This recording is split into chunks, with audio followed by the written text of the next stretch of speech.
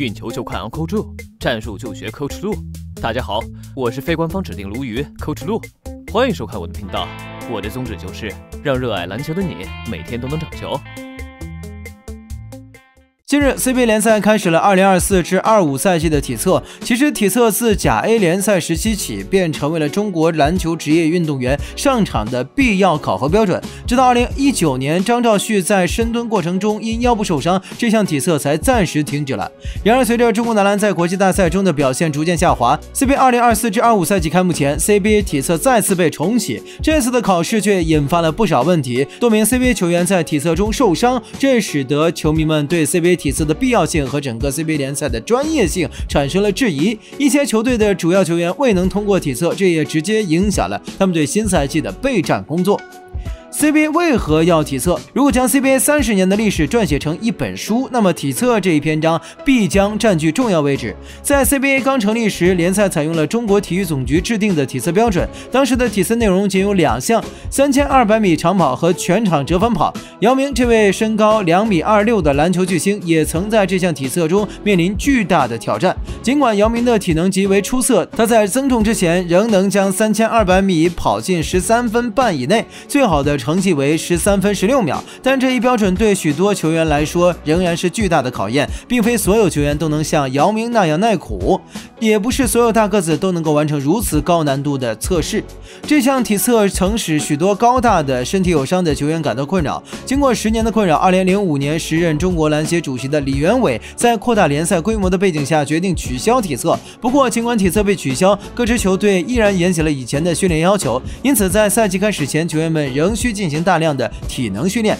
然而时隔6年后，2011年在龚鲁明和新任掌门人谢兰成的推动下， CBA 体测再次回归。这一次的体测不仅恢复了，还增加了许多实验性质的项目，包括2分钟强度投篮、负重深蹲、负重卧推、专项速度耐力、纵跳摸高、快速传球、全场攻防转换、三角移动等10多个项目。这一变动引起了广泛的舆论关注，评价褒贬不一，热度远超今日。最终实践成为检验体测最有效的标准之一，而战绩也显然成了检验 CBA 体测成绩的重要依据。2013年的马尼拉惨案让中国男篮深陷深渊。龚鲁明接过救火的重任，他一直推崇3从1大的理念，掌握了话语权，并将 CBA 体测定为联赛的硬性指标。这一变革的意义不言而喻。同时，他还倡导体测内容的科学化，将体测项目浓缩为4大项：2分钟强度投篮、负重深蹲、负重卧推和专项速度耐力。这4项测试的总分为600分，球员若得分低于400分，则被视为不合格。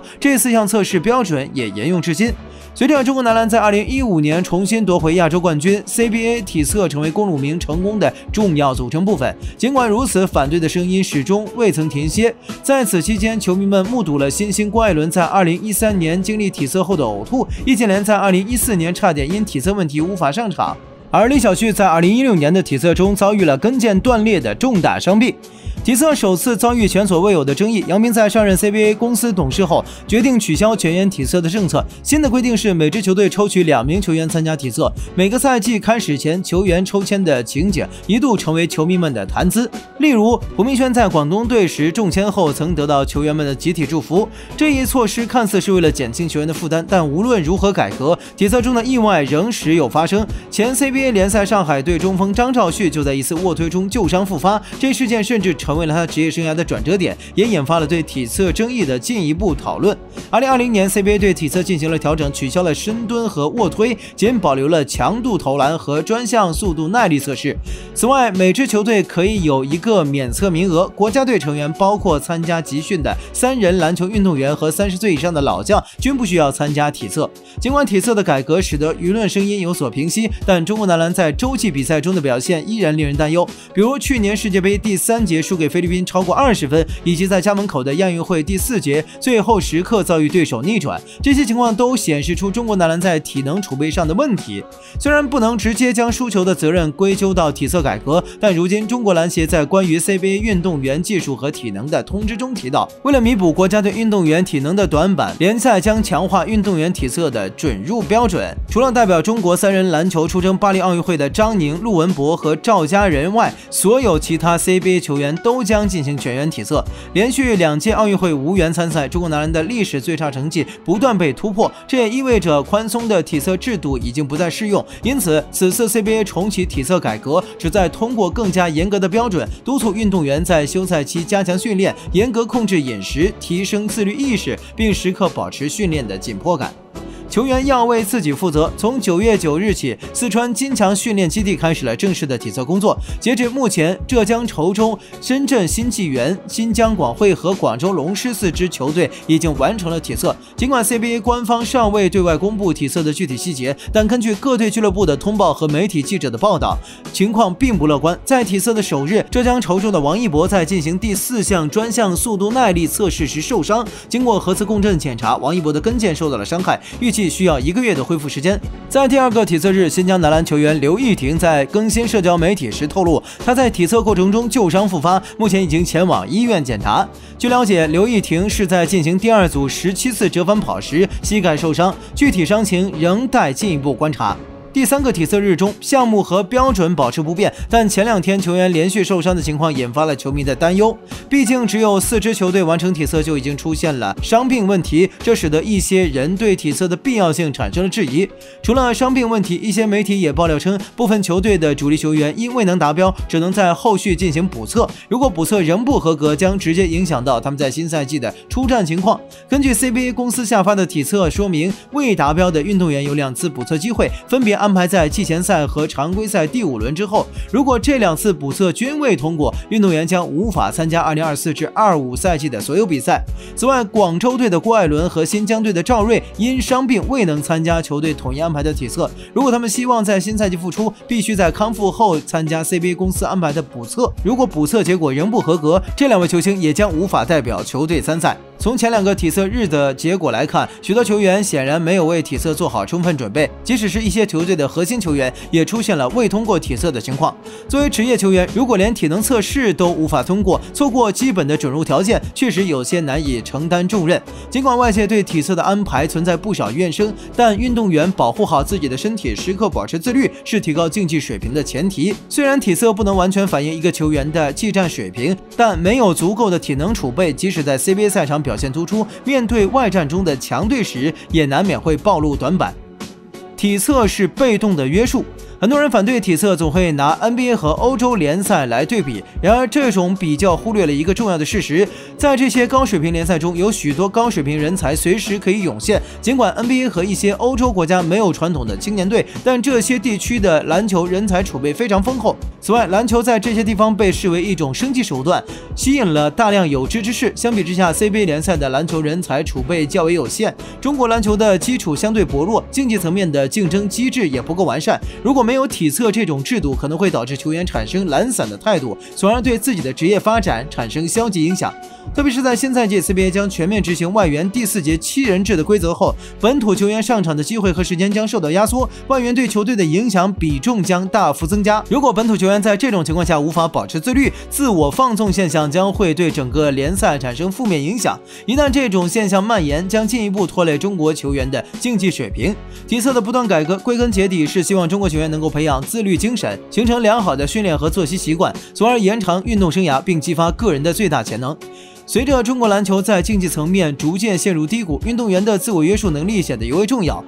通过体测这种外部管理手段，可以在一定程度上促使球员不断进步。毫无疑问 ，CBA 的体测的出发点是积极的。正如中国篮协在今年下发给各个 CBA 球队的文件中所提到的，体测的目标是弥补国家队运动员体能短板，强化联赛运动员的体测准入标准。尽管如此，对于这种体能测试是否能实现如此高远的目标，依然存在疑问。与中国足球如出一辙，篮球发展也是每逢胜利便高唱赞歌，目中全无差距；每逢惨败必反思基本功和体能。众所周知，中国男篮在乔尔杰维奇合同期满后正式换帅，新任主教练郭士强上任的同时，中国篮球的功勋人物龚鲁明指导也回归。龚指导的影响力不仅要求中国男篮在海埂高原进行集训，还促使 CBA 联赛全员体测以最快速度重新回归。尽管这种做法似乎以简单粗暴的逻辑重复复实施，但事实真的如设计者想的那么简单吗？ CBA 体测与中国男篮国家队的成绩是否能画上等号？多年的实践经验表明，篮球不仅仅是通过简单的基本功和体能训练就能够取得好成绩的，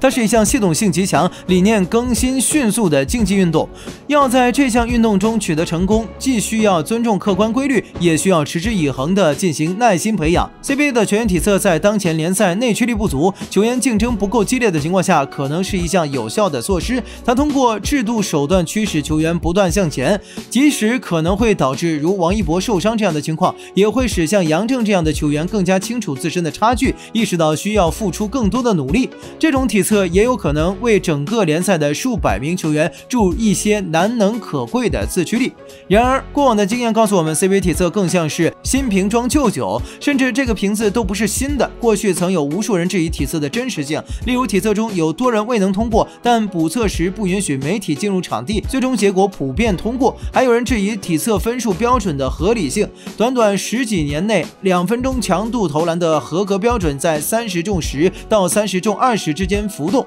这些年间，体测如潮水般起伏，要求和规则频繁更改，但其实质内容却始终如一。中国3人篮球已经运用科技手段和大数据辅助训练，而国外的数据采集和分析者已装备到牙齿时 ，CBA 体测的内容10几年间几乎没有变化。在篮球世界日新月异的背景下，各国纷纷接受和尝试新理念、新方法时，我们却仿佛回到了一轮文艺复兴。CBA 体测带来的伤害不仅仅是球员们的受伤，更是市场化和职业化改革10几20年的商业联赛的一个讽刺。对于期盼联赛进行深刻改革的球迷来说，体测作为准入的基本条件，真的能代表一种进步吗？然而，无论是否进行体测，短期内都不可能改变中国男篮和 CBA 的整体面貌，也难以打破当前的寒冬。问题的矛盾点并不在于2024至25赛季 CBA 联赛体测的存在，而在于我们翻开过往展望未来时，依旧不明确方向在哪里。吵吵闹闹间 ，CBA 体测或许只是增添了一些讨论的话题，缺乏长期坚持、制度完善和科学进步。我们只看到在同一问题上来回摇摆的困境。体测能否刷掉混子球员？体测是否能增强体能？体测是否应对国手和老将有所优待？体测项目设置是否合理？这些讨论在10余年间已经出现过无数次，但真正的解决方案却依然遥不可及。